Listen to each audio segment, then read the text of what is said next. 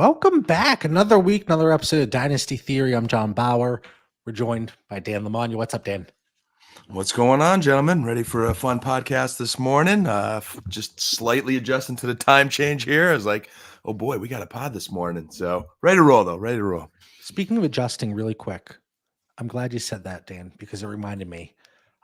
As I always do, I went back and watched last week's episode.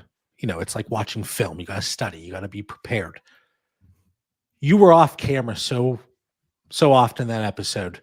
Really? You were like leaning that way a lot. I just wanted to point that out. Listen, Dan's face, that's the money maker. That's what brings the people in, you know? Anyway, Mitch, what's up, man? What's going on? Second show this morning. Everyone, we already did the pivot point for the patrons earlier. It's a fun discussion on startup topics and my strategy that everybody seems to hate, but at least it's fun. So if you're in the Discord, check it out. I don't know if Bill's kidding. He says I put the clocks the incorrect way last night. That would really mess you up.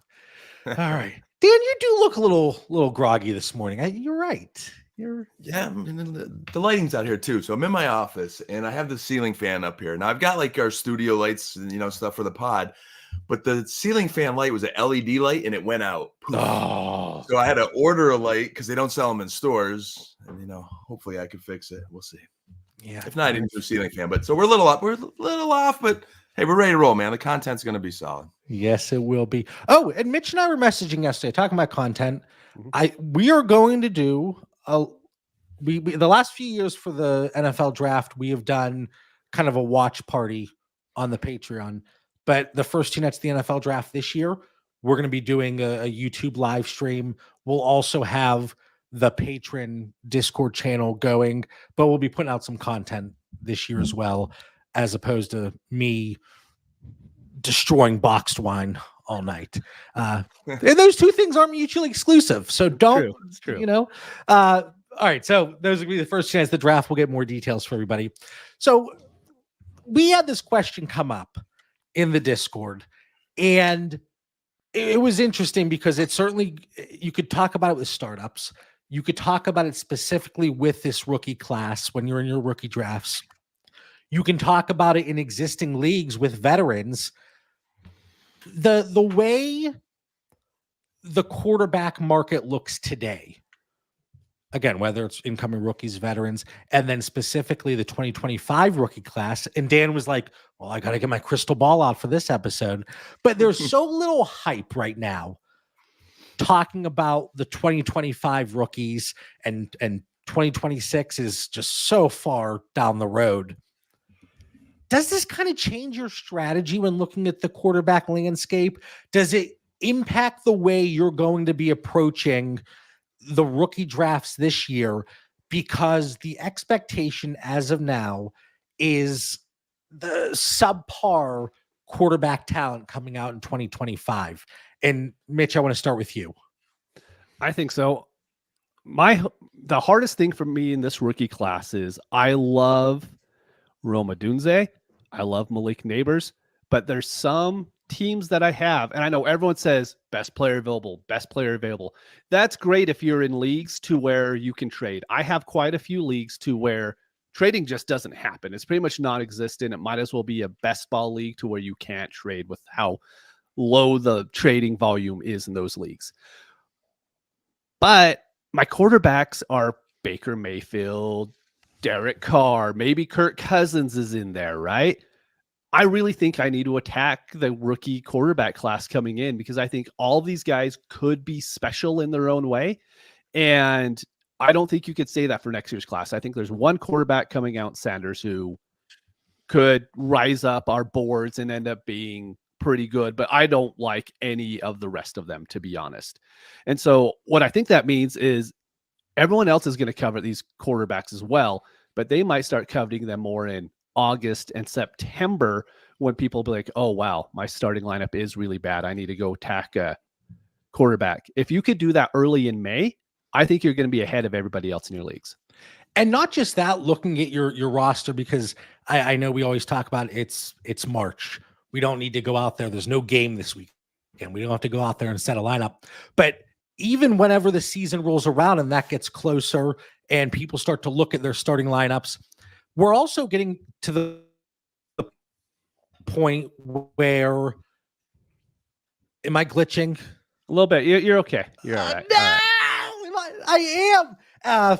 And he busts me for being sideways all off right. the You know screen me. I love last to week. overreact. I know, I right? love to be dramatic. Critics. I know. That, karma. That's what I get. So we I have. thought you fixed your internet. As I thought I did. So as we're approaching the season, that's when people are going to start to get even more familiar with the incoming rookies in All rattled. 2025. And whenever, am I that far off? Am I talking? You're good now. You're doing well now. You're fine. It's all fixed. You're back. It was a little concerning for a little while. Oh my God, I'm so upset. But that's whenever people are going to be looking at they're going to be watching the college games. They're going to be hearing about these prospects in more detail, and they're going to see, okay, yeah, my starting quarterbacks need a little bit of help, but also I'm not going to be able to go out and rely on these guys coming in 2025. I got to do something now to take care of it. So like Mitch said, if you go out there now and get ahead of the curve, and you can really adjust to that now, you're going to win from a value perspective. I agree, JB. I think you've got a good approach to it. And as much as I bust your chops in the chat there, like, hey, where's that crystal ball? Who knows what's going to happen in 25? Because, there are going to be some quarterbacks that are going to rise up behind Sanders, who I love from Colorado. But the answer is, I think, an overwhelming yes. Between these quarterbacks in this class, Marvin Harrison Jr., the deep wide receiver class that Mitch alluded to, Brock Bowers, like, you can't go wrong. Like, the focus is on the quarterback because it is a deep quarterback class, much deeper than next year. But even if you didn't land who you wanted along the way, you are getting some gems to trade here, man, between the receivers, Bowers. You got a late first, you can still come out with a good running back. So even though part of me was, the usual Coach Dan last year, trading many of my draft picks away, I did keep more than any past season and probably my history of Dynasty. I've got some high ones. I've got some ones this year I'm excited for. Now, as we enter like rookie draft season, I will be more aggressive, not over the top, but assertive and trying to get first where I don't have them, or maybe even moving up in that first round. And I am definitely more inclined to move those 2025 picks. Now, do you think we're going to see, getting out ahead of everything, the way that these quarterbacks are valued in this 2024 class, Mitch?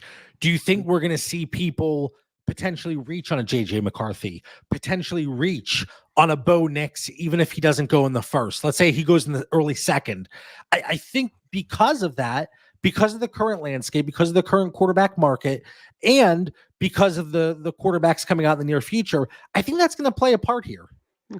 People do that anyways. I mean, I people are know. doing it with like Desmond Ritter and Malik Willis, Desmond Ritter, Willis. I mean, Sam Howell. Yeah, if Bo Nix goes in the top half of the second round, he's going to end up being a first-round startup pick in Dynasty, just because that's what people do.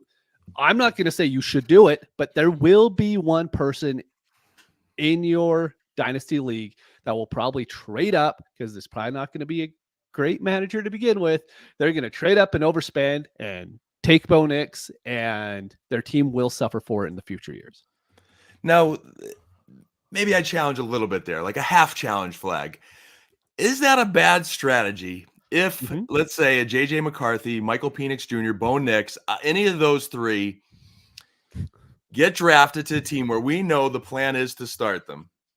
Worst case scenario, do you get a Danny Dimes or Mac Jones that is at least going to service your dynasty team for X amount of years until you could figure it out, versus not even having a quarterback, but yet having the upside for one of them to be even better? I think the issue with that is, sorry, John, I cut you off there, but you're bringing up, let's say Bo Nix goes in the second round, right? He's getting compared to Daniel Jones, who was a top 10 draft pick, I think. I mean, Mac Jones went in the first round. So you need to compare him to Desmond Ritter. That's kind of what you're hoping for, is you hope he could get somehow the Desmond Ritter experience, or Sam Howell. Sam Howell's another good one, right? To where, yeah, maybe he is your starting quarterback for 2 years, but every single week he could be replaced by Andy Dalton, right? You're just waiting for them to be replaced, because if they were really that good, if they really had that much talent, an NFL team would buy into them at this point. I know there's the Tom Brady's that happen, but that's more likely than not. That's what I want to clarify, though. I'm not saying getting drafted in the second round. I'm like, if this becomes a quarterback-heavy first-round draft, okay. if those guys go in the first round, even if it's wherever in the first round, then yes, you got something to roll your dice on. I'm with you there. The team's invested in them. The team investment is what guarantees, I think, X amount of starting years. And it's my comment. Finally, I was able to get a word in. My comment is that felt good then. The guys that you're potentially passing on for an NFL second round draft pick in Bo Nix. Like you might be passing on a Xavier Worthy in order to make that pick.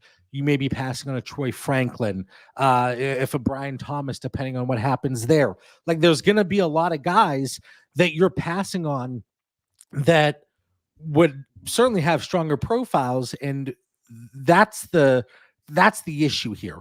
I think it's the opportunity cost that you be going out and acquiring a player like a Bo Nix. But again, it would be because he goes in the second round. But then Dan's point there, if he does get that investment, that's certainly going to be different. Mm-hmm. Or, a Michael Penix, or depending on where a Spencer Rattler goes. I mean, maybe he creeps up into the middle of the second somehow, especially with all these glowing reports.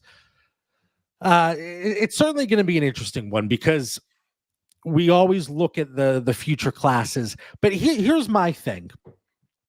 When this question was first posed to us, my initial thought was like, this isn't like an NFL situation where, okay, there aren't strong quarterbacks, maybe outside of Shedeur Sanders as of now, coming out in 2025. So I got to get my quarterback now in the NFL, right? But this isn't the NFL.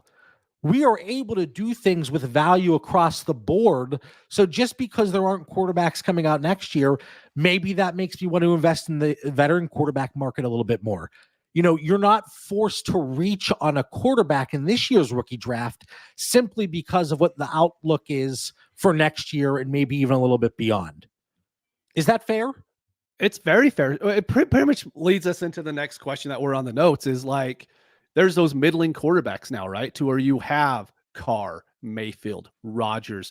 Looks like Russ Wilson is going to get another job. Knowing the class that we have next year, the back end of this year's class, these guys are going to have jobs in 2 or 3 years, no matter what, because there are going to be teams in the NFL. They're like, look, we have to start somebody. Our roster's not bad. You go into the Pittsburgh Steelers situation right now, to where they have Kenny Pickett who could sink their season, or maybe Russ can give them just enough to make the playoffs. And we know the Steelers are not a rebuilding kind of team. So maybe they do bring in Russ. Then all of a sudden, as much as I made fun of him in Denver, I could see myself having a lot of Russ on my rosters, because I got him for 2 years. That's what I need before I need to make moves in the next year's rookie drafts. Yeah, so I think the outlook with 25 and beyond, it certainly elevates a player like a Russell Wilson. Hell, maybe even a Will Levis, even if he doesn't perform necessarily. They have a quarterback, they on a rookie contract, they could see where it goes. Geno Smith, Derek Carr. So I do think it elevates these types of players. Now, is that going to be even a little bit further down, like a Daniel Jones and Aaron Rodgers, a Kenny Pickett? No, because even though Aaron Rodgers recently came out and said, I could see myself playing 4 more years. Maybe he's on his retreat. Raven in the chat says, Steelers that desperate? Wilson. Here in Pittsburgh, if Russell Wilson ends up a Steeler, this is an open invitation. He doesn't have to worry about cooking. He can come over for dinner anytime here. All right. True Steeler fan right here. So looking at current market with these quarterbacks, is this a situation where you go out and look at these veterans now, or do you wait to see how free agency how the dust settles, how the NFL rookie draft hits. Dan, you mentioned in the chat yesterday, kind of with question 3 and 4 when we talk about it. Well, I want to kind of see how that plays out. Is that any different than like with a Baker Mayfield or Russell Wilson now? I think they're two different categories. If you're talking Baker Mayfield and your boy Russell Wilson, and we'll get Listen, I'll get into I'm Russ not as we gonna go in the show. But for the record, I have Baker Mayfield a tier ahead, Russ. I'm not saying. Okay, that's good to hear. That's good to hear. I'm a little scared, Mitch. If Russ Wilson meets the Steelers, this could really, take Dynasty Theory to new heights here with JB's analysis of Russ. But he'll be an actual Steelers fan. Like he will actually like the Steelers. I love that. No, I mean, right now, like if in need, I am not against shopping for a Baker, a Geno, a Stafford, maybe a Carr on the real cheap if in need. But I'm taking that category of quarterback versus the wait and see where these guys go, because this may not work out the way you intend it, and I don't want to overpay for a guy that I'm not that high on in the first places. In most cases, if I am shopping, I really want to be obtaining a quarterback that helps me forget about my quarterback for a position for a few years. So very little interest in shopping these free agent guys because I'm just not really high on any of them. But then on the other hand, I think it elevates these guys. If you have them on your roster now, I think it opens up the trade market and the potential players that you could be getting. Yes, you want to be starting with the top tier quarterback. See if you can work a deal, package up, pivot off of other assets, whether it's 24 picks, 25 picks, veterans, whatever. If that's not possible, then you start working your way down. And once you get to a certain point, a player like a Stafford, I think his value is going to be elevated as the season approaches because of all these things we talked about. And right now in the sheets on the Dynasty Theory Patreon, I have this whole group of guys in green because based on current market, I think they're buys, whether it's cross positionally or in position. But a Russell Wilson, a Geno Smith, a Derek Carr, they're boring veteran quarterbacks, and there are certainly question marks. But you look across 32 NFL teams, even with the hate these guys get, they're top 32 quarterbacks across the league. Look at the guys that saw starting time here in 2024. The quarterback position, it's hurting. It's hurting a lot. There's a lot of question marks. There's a lot of bubble guys. And we're not even talking about some of those rumors we're hearing where, hey, Sam Darnold or Zach Wilson potentially to a Vikings type team if they couldn't re-sign Cousins. Like at some point that draft's going to happen. That free agent well is going to kind of dry up. And then who's left and who still needs a quarterback? It's going to be really interesting to see. I think there's an opportunity to buy really low. Like you make those other kind of trades where you get that throw-in guy and, hey, throw me in Sam Darnold. Hey, if you can get like a guy like that for free and then maybe you end up with a starting quarterback later, that might be as good as a gamble as your boy Russ Wilson, JP. Yeah, I think we can throw a bunch of quarterbacks in that Sam Howell, Gardner Minshew, Mac Jones, Aiden O'Connell, depending on what happens there in Vegas, Trey Lance. I know, there's rumors that the trade market is heating up, but there are guys that may potentially have an opportunity because of the state of the quarterback position. And I see Cole in the chat saying, I'm not sure Geno has much job security. Maybe it's not in Seattle, but he if things didn't pan out here, even though I do expect an uptick, and I've talked about Geno Smith being a buy throughout this entire offseason, I do believe that Geno Smith would find a job elsewhere. You could throw Jarrett Stidham in there. Cole in the chat says that as well. Geist, free Sam Howell.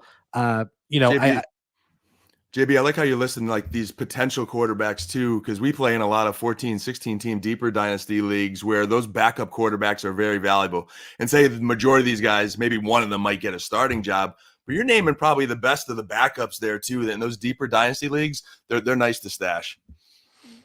All right. Anything else with the veterans? Again, I know it's not a sexy topic, but it matters. That's the thing. It matters. Yeah. We talk all the time on probably the best way to build a dynasty roster is starting off with 2 of those top 7 quarterbacks, right? You do that, you are so set in stone, you're fine. But there's only one team in the league that could do that, maybe 2 teams. So there's 10 other teams in dynasty leagues at minimum that need to figure out what to do with quarterbacks.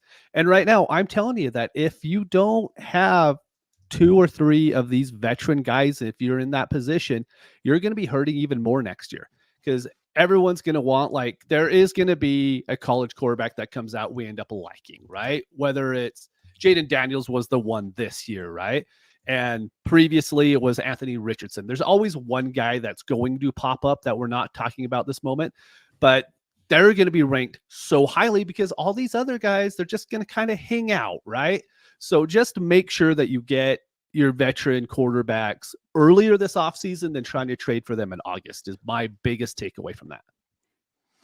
This is an interesting topic here. If you have to name, and this is where the crystal ball comes into play. That's and right. Dan, you got to give an answer though, man. No cop out.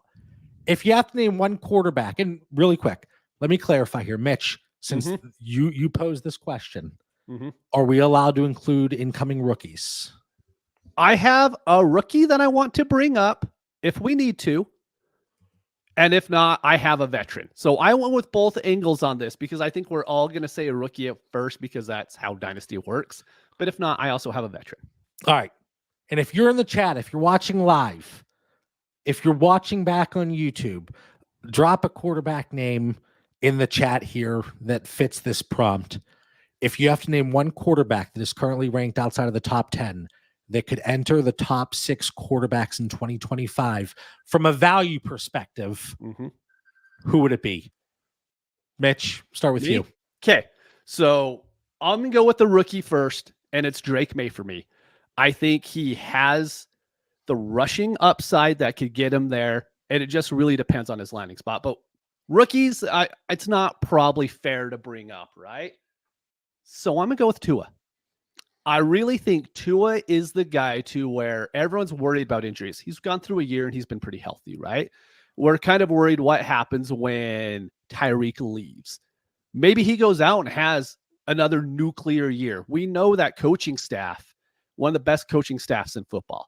And they've had answers every year. We were like, well, what happens when people start to play press now? Because we saw press happen 2 years ago. They pretty much stopped the Dolphins offense. Now they fixed that. And now they have A-Chain coming out the backfield, who is amazing. You give them all off season to find those answers that they need. I think Miami could be obscenely good on offense this year. They could easily be the best offense in the league again.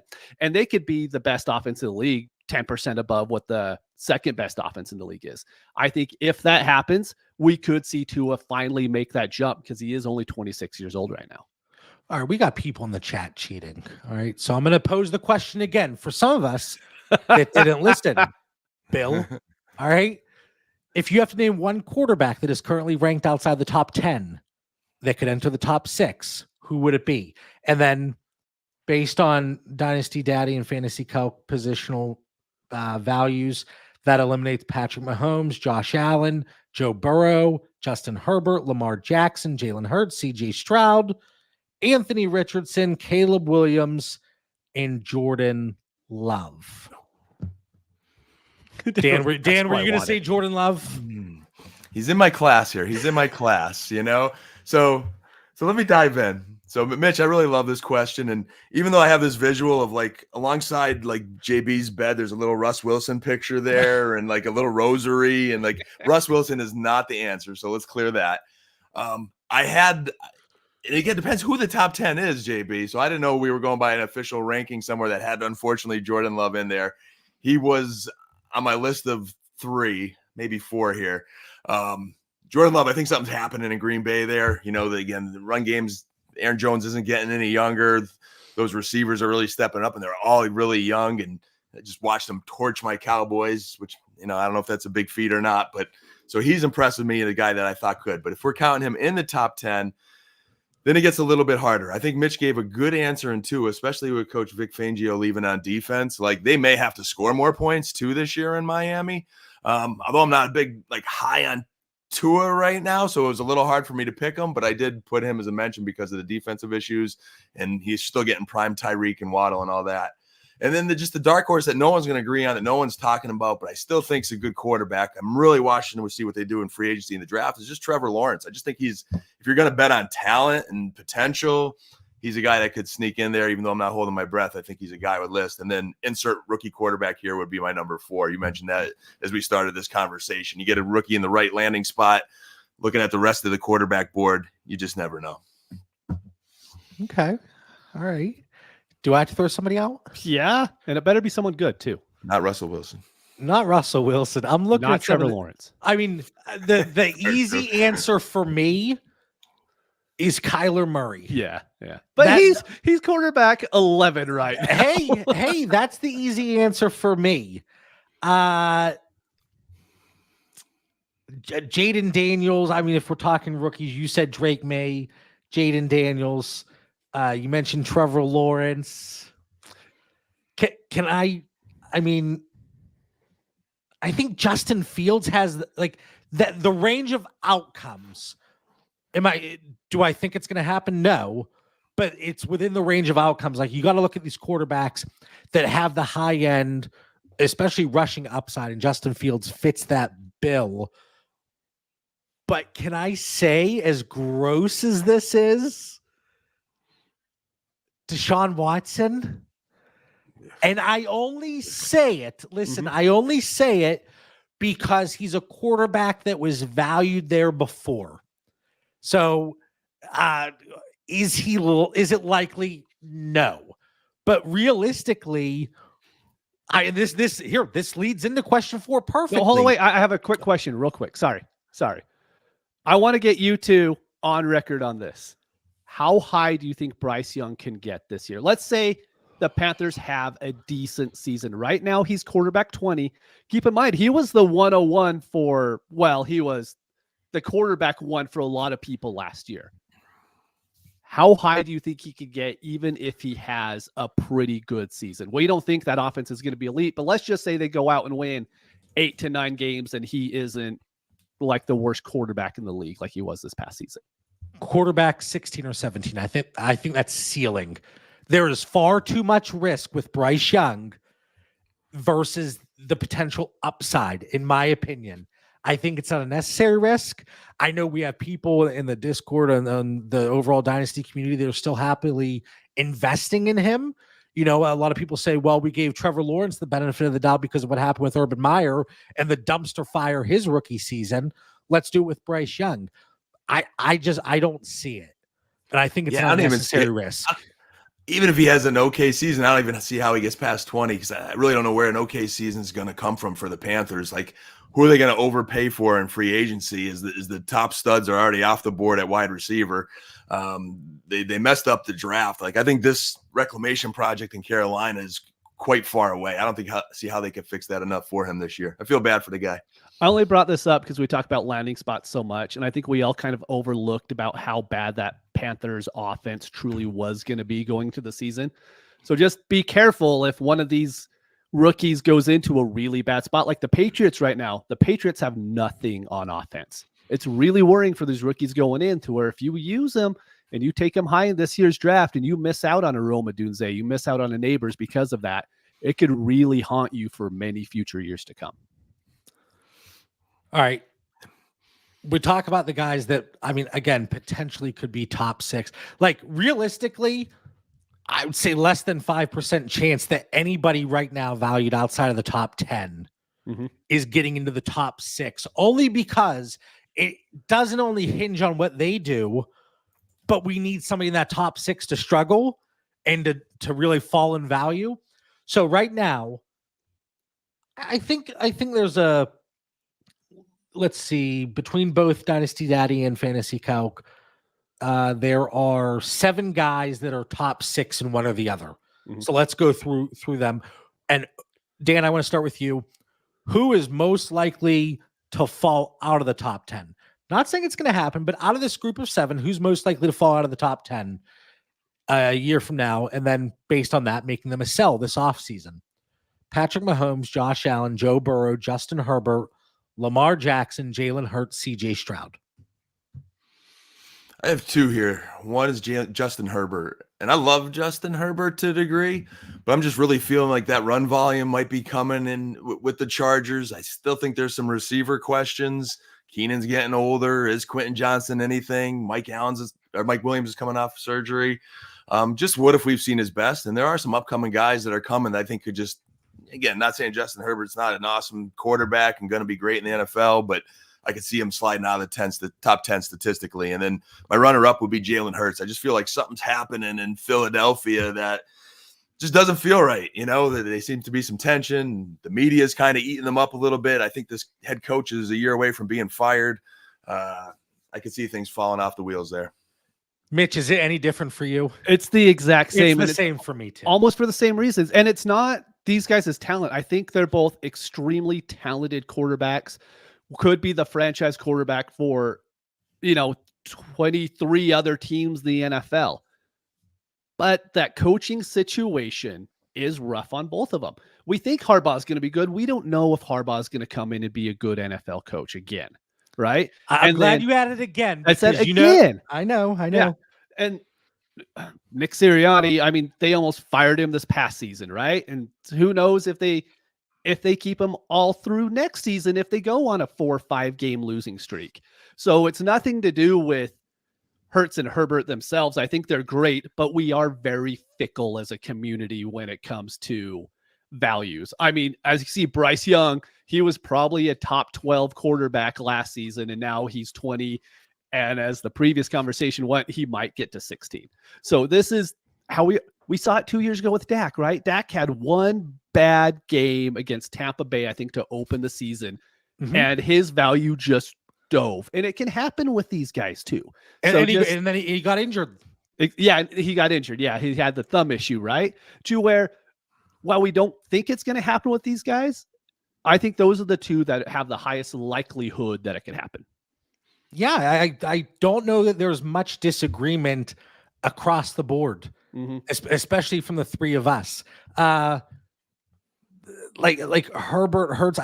I think Herbert, the volume is going to be the narrative throughout this entire offseason. Hurts, it's losing his Hall of Fame center to retirement.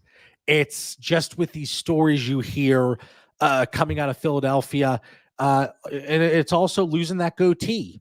Like, how much swag is he gonna? I can't even say this with a straight face. I love how like some people actually look at that. They're like, well, hold on a minute. And listen, back. You know me. I overthink everything.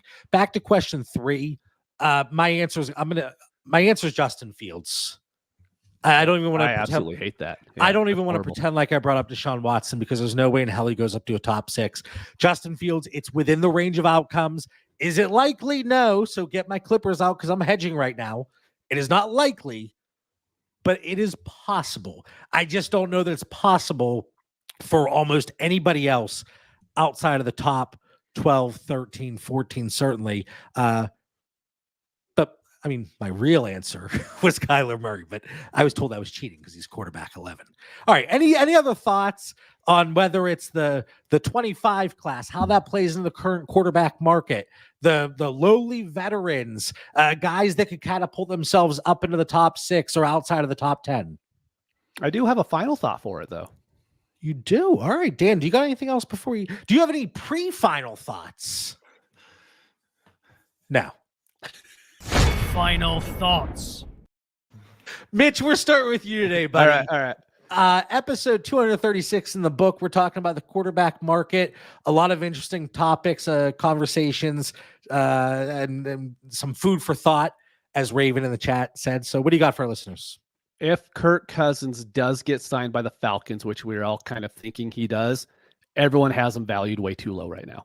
His value is going to go up. I mean, it could only end up being quarterback 12, right? But he's just as good as Jared Goff.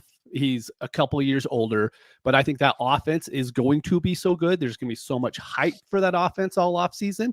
He is a guy you want to go out today if you can to get him, more so than after he signs with the Falcons. Because if he signs with the Falcons, oh boy, that's a rocket ship right there. And this final thought's actually going to turn into a secondary question here. Let's say Kirk Cousins, and I know, Mitch, you even said, I don't want to do the pre-free agent. Well, if this happens, because everything, even things we want to happen, it never works that way, right? But let's say Kirk Cousins goes to Atlanta. The great Russell Wilson comes to Pittsburgh. Baker Mayfield stays in Tampa.